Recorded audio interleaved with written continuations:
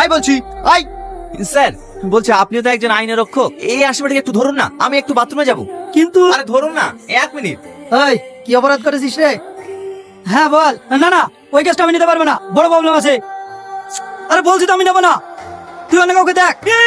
আসলে পালিয়ে যাচ্ছে, ধরো বলছি ধরো।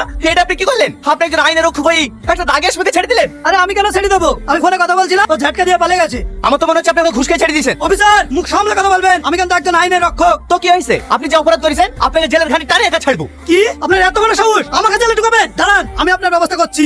না না স্যার, আপনাকে কোনো ব্যবস্থা করতে হবে না, ওই দিকে দেখেন। কি হচ্ছে এটা? সরি স্যার, ডোন্ট মাইন্ড, আসলে আমরা একটা প্র্যাঙ্ক ভিডিও করছিলাম।